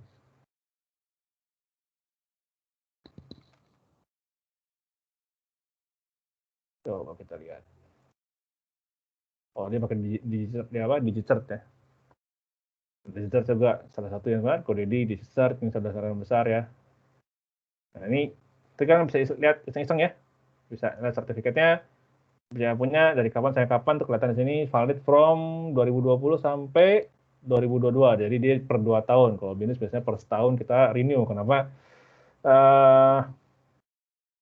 Karena di dalam sekarang kadang-kadang dalam setahun si encryption-nya naik ya.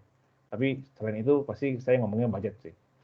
Karena 2 tahun tuh biasa lebih diskon, lebih murah, cuma budgetnya besar. Di tahun 2020-nya, 2021 nggak perlu budgetin, 2022 harus budgetin. Nah, jadi kita tuh kalau di binus biasanya budgetnya every year.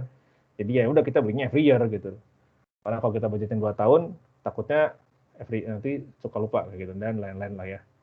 Ini sama RSA-nya 2048 bit ya, nggak beda jauh dan and so on ya, semua mirip sebetulnya sama GoDaddy ya. Ini udah V3, ini SSH 256 RSA juga sama ya.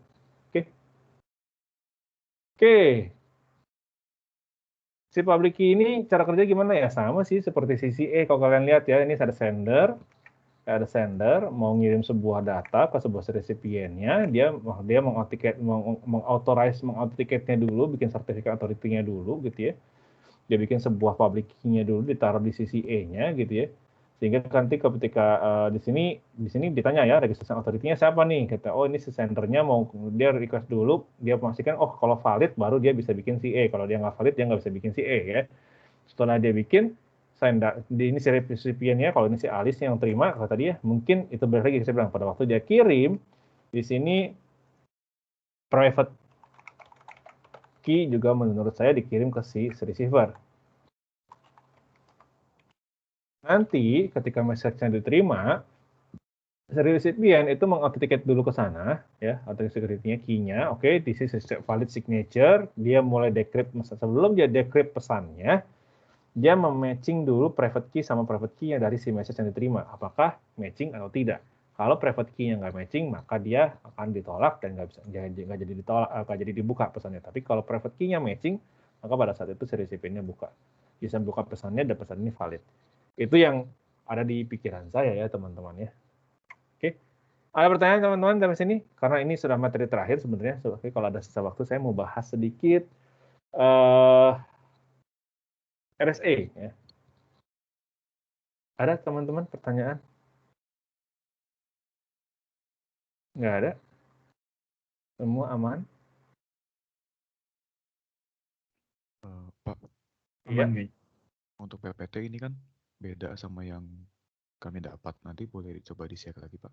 Ya, nanti saya upload lagi. Ini saya memang saya ada nambahin karena kalau yang dari itu cuma berapa ya? 18 atau 16 lagi. Dan nggak ada sampel-sampelnya. Ini kan saya tambahin lagi gitu ya. Saya upload dulu aja deh, biar nggak kelupaan. Nanti kita keluar lagi ya, takutnya tiba-tiba ada telepon, langsung lupa deh. Oke, Pak. Makasih, Pak. Oke. Ini 13.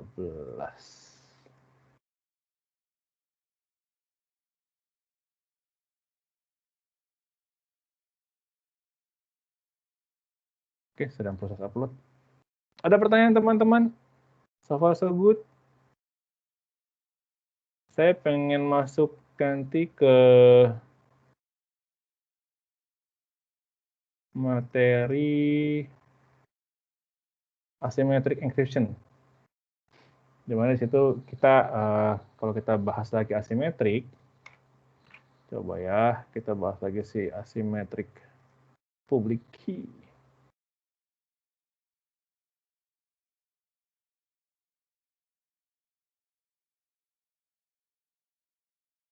Kita kalau lihat si RSA, hemek.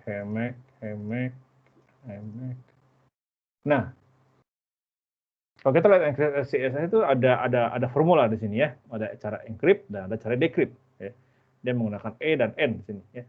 Message-nya apa diangkat ke N, demodulus ke N, dan decrypt-nya message-nya sama dengan hasil encryption-nya pangkat D modulus ke N ya, dimana atau sama dengan D mod N gitu ya. Nah, di sini public key encryption algoritmnya with public key-nya di sini ada pembentukan huruf E dan N di sini ya. E dan N itu apa gitu ya. Nah, kita kalau lihat di sini diawali dengan PQ ya. Kita butuh sebuah prime number P dan Q di mana P dan Q tidak boleh sama. Nanti bisa jadi kalau kita bikin sebuah P dan Q, kita bikin sebuah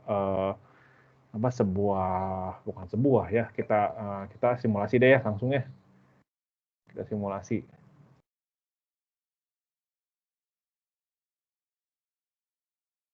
Sebuah ya, bukan sebuah ya. Oke.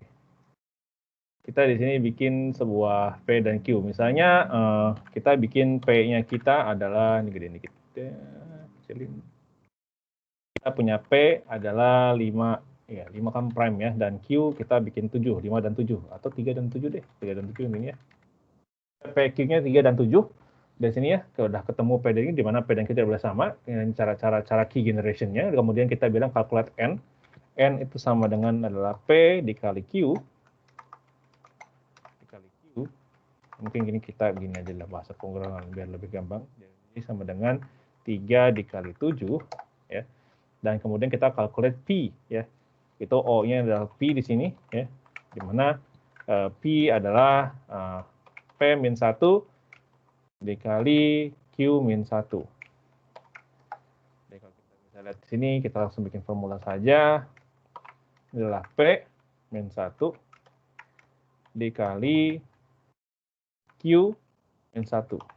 Oke, sama dengan 12. Kita punya N dan kita punya P. Ya.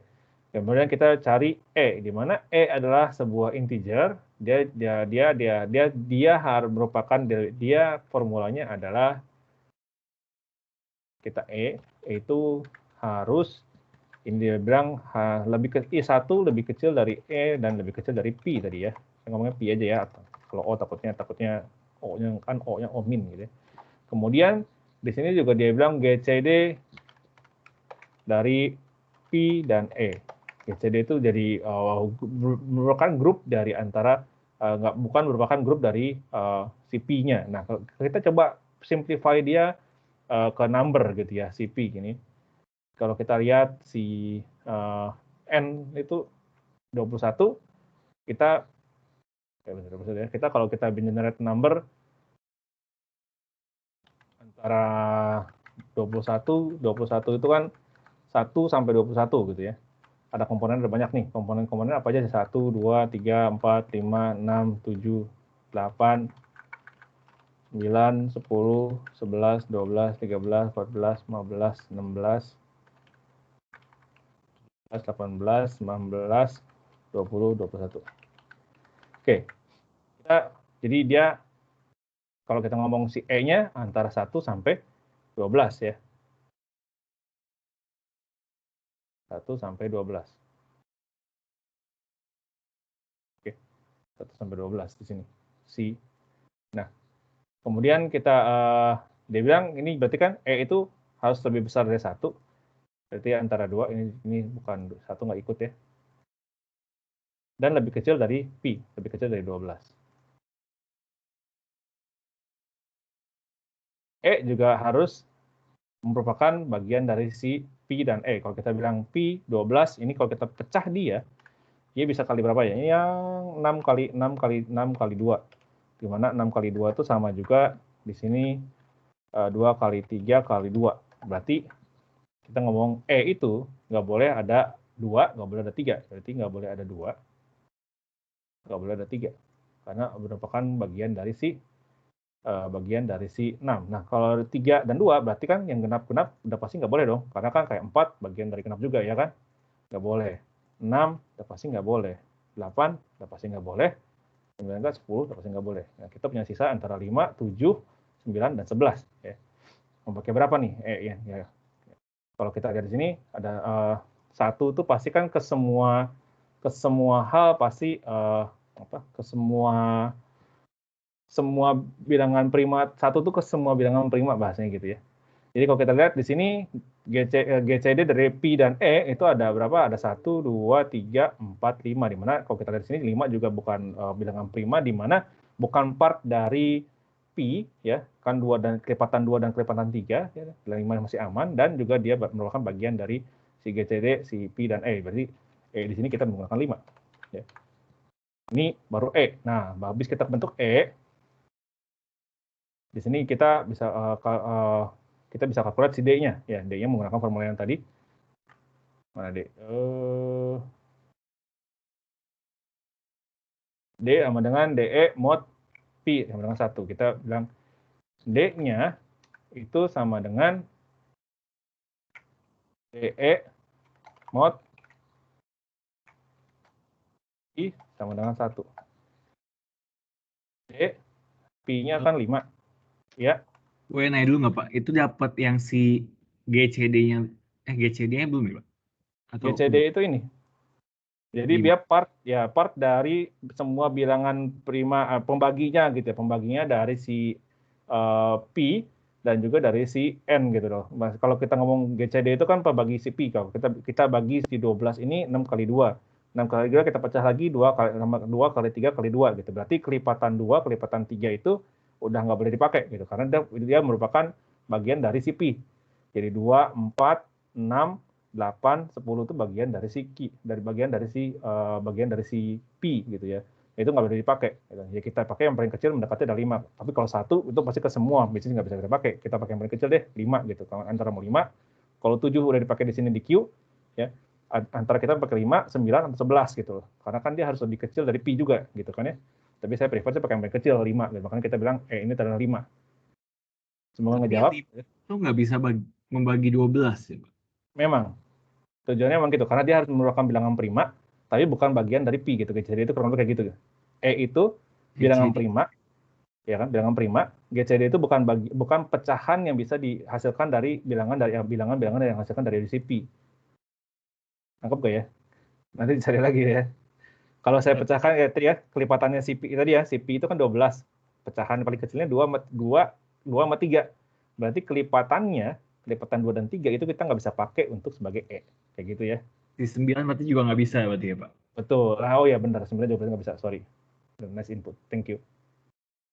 Karena dia kelipatan ada 3, benar. Itu berarti kan yang justru yang bisa ngebagi.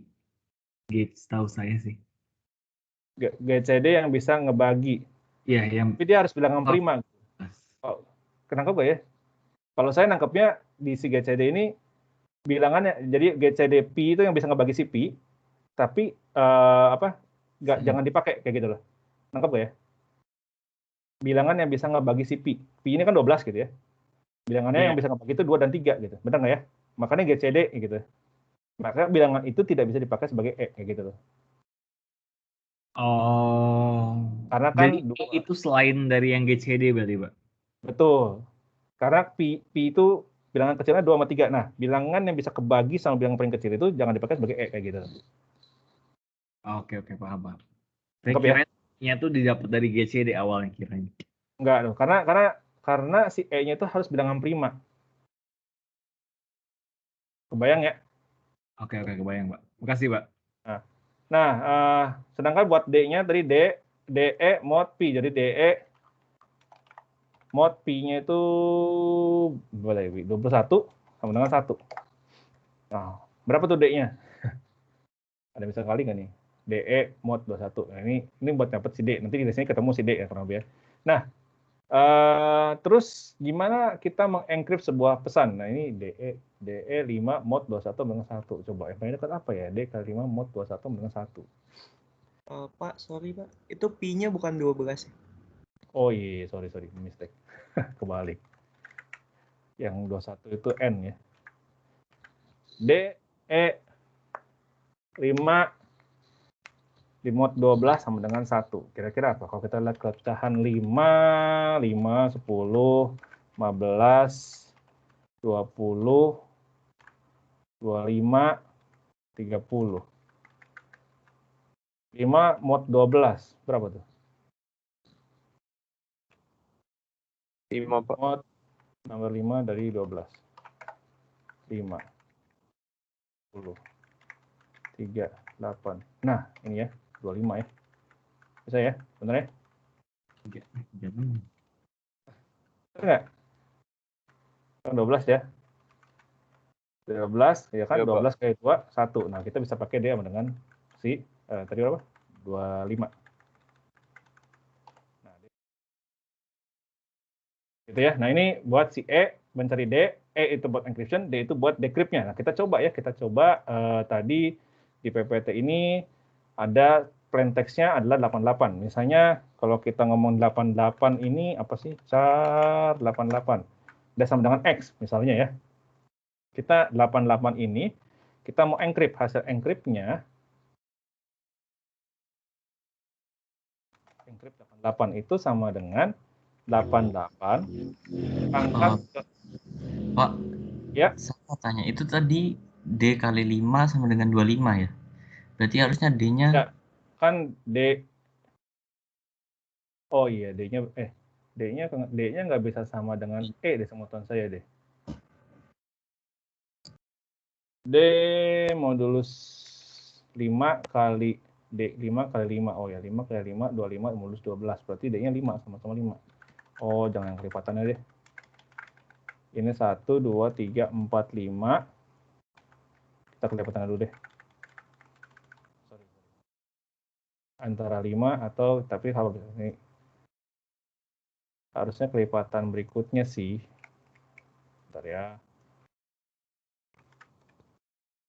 5.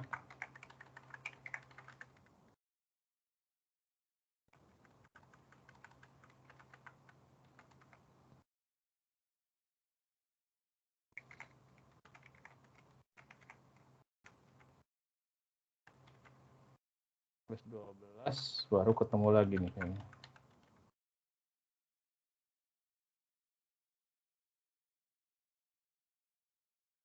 Ya bisa 5 atau 17 kelipatannya berarti ya.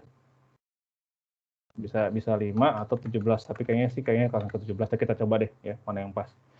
Kita enkripsi 88 di mana encryption itu menggunakan encryption itu chippernya adalah ME mod N. Jadi message-nya dipangkat ke E-nya itu tadi adalah si 5, di mod ke N ya. N-nya itu adalah si 21.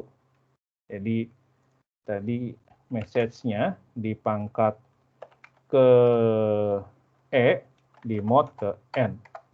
Jadi message-nya 88 dipangkat ke E 5. Oh, ini sama dengan 88 pangkat ke 5. Ini jam berapa nih? 23. Oke. Di mod. Kemudian hasil ini kita mod numbernya dibagi ke N. N tadi ada di 21. Ini hasil encryption-nya ya. Dimana kalau misalnya tadi kita misalnya si hacker nge-trap gitu di tengah-tengah 16 ini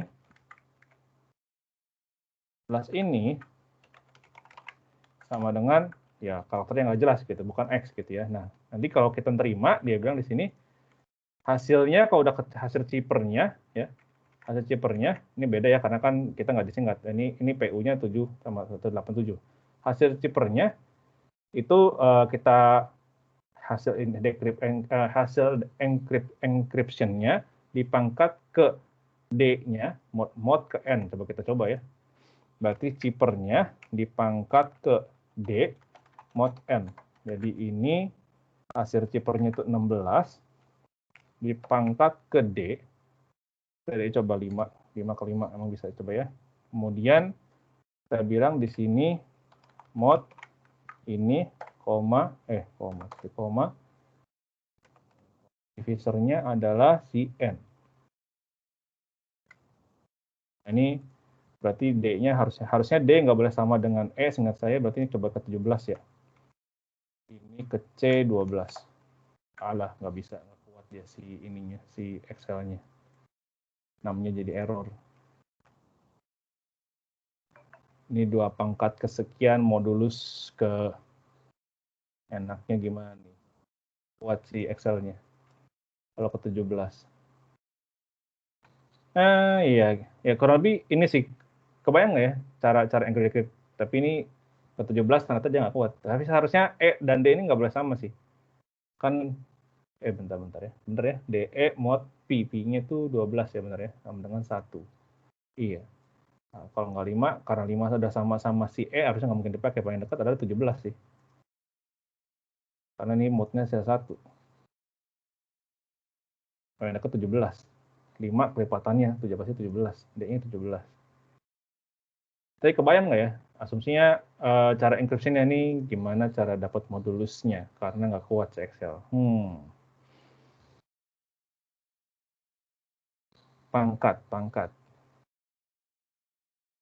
Ada ide nggak pakai apa nih?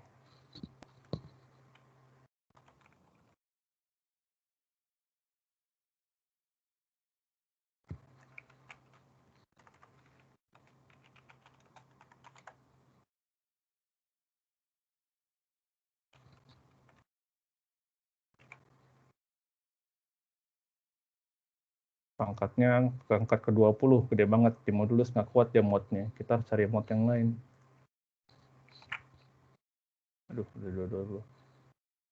coba nanti saya sempurnakan lagi ini ya. Saya cari lagi ini, nanti saya upload ke Teams ya. Karena udah tinggal 4 menit. Saya nyari solusi ininya dulu nih supaya dapat balik ke 88. Karena kalau dia ke 17 nggak dapet mode-nya di Excel, terus saya cari cara dulu gimana supaya ininya nggak error. Ini kan pangkatnya bisa nih, pangkat 29 ini pangkat 20 gitu ya. Cuman di sininya dia nggak kuat. Modulusnya nggak kuat. Nanti kita cari cara lain. Karena udah tinggal 4 menit lagi. Ntar kalau saya dapat, saya share. Saya ada masukin ke SL-nya juga untuk materi RSA ini. Di SL hari ini ada 2 video di sana, coba dibaca juga, in case siapa tahu saya salah, boleh dong dikoreksi, balik lagi, ya, nama juga orang. Ya, nggak menutup kemungkinan saya ada salah di sini, tapi ini harusnya sampai E sih udah valid, harusnya sampai E udah valid ya. Tinggal D-nya nih, D-nya kalau sepengetahuan saya nggak boleh sama-sama 5, karena ini kan ini E udah 5, ini harusnya nggak boleh. Jadi kita harusnya pakainya yang, ini harusnya nggak boleh. Kalau dia sama 5, kita harus pakainya yang 7, yang 17 sih. Tapi nanti kita cek ya valid nggak. Nanti saya coba cek ulang. Kalau ada teman-teman, ada koreksi dari teman-teman, boleh ya, silahkan.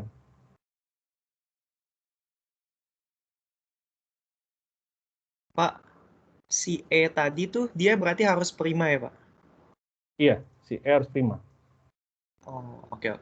Makasih, Pak. Makanya dia kalau nggak 5, 7 sama 11 harusnya kan. Antara 5, 7 sama 11. Bisa aja mungkin si E-nya kita 7. Nanti di sininya supaya dia bisa pakai yang possible sih. Bentar, 5 ini kepake belum? Nggak ada ya. 7 nggak boleh nih, ada Q. Ada dipakai nih, 3 sama 7 nggak boleh. Berarti 7 di sini juga udah nggak boleh. Dia harus yang berbeda sih. Sebentar saya cek ulang ya. Saya attendance dulu sebentar, karena tinggal sisa 2 menit. Sambil nanti cari cara modulus yang sifatnya gede yang tidak bisa dilakukan sama Excel. Pak, paling bisa Ya. pakai Big 6 kalkulator gitu di internet. Big number kalkulator ya. Iya. Coba bentar ya. Saya attendance dulu.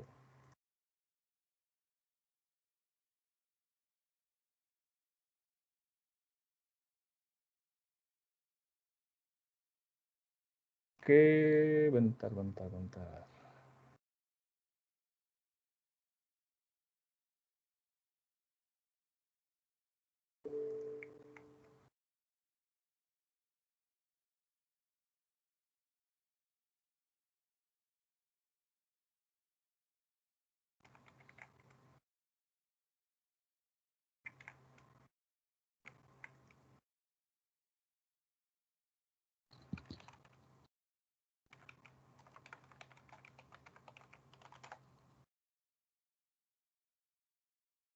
Big 6 kalkulator. Coba ya. Coba tahu saya masih salah di dalam D. Kita tadi punya ini 18, C18 itu 16 pangkat ke formula itu saya apa? Aku jadi lupa formulanya.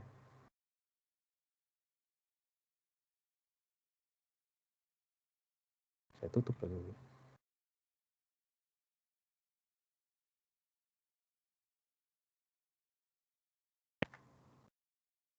Message shapernya pangkat gede mod N, pangkat gede. Kita punya 16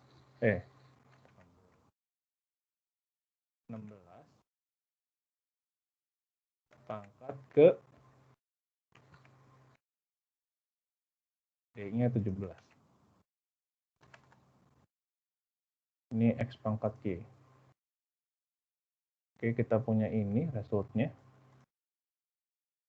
29 ini. Kita modulus ke N. 21. Ini tadi modulus ke C4 ya, benar ya?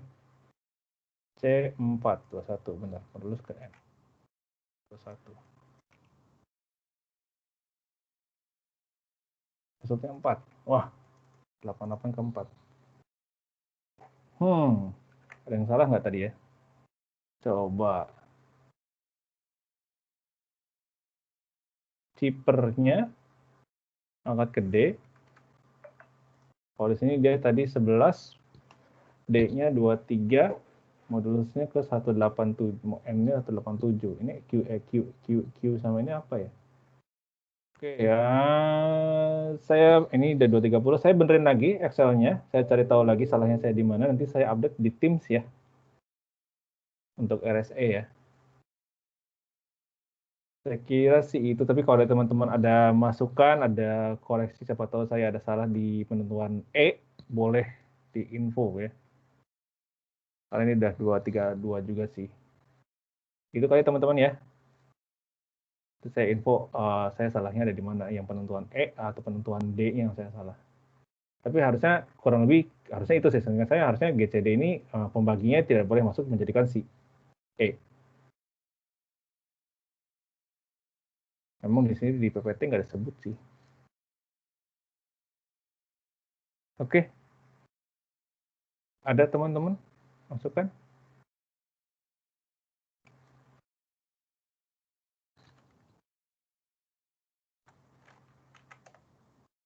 Nggak ada. Oke, nanti kita lanjut lagi ya, saya info di itu. Halo? Oke, Iya, Pak. Pak. Ya, oke. Sip. Saya kira itu dulu teman-teman. Thank you untuk waktunya. Salam sehat selalu. Terima kasih, Pak. Oke, makasih, Ya. Pak. Makasih, Terima Pak. kasih, Pak. Makasih, Pak. Yuk.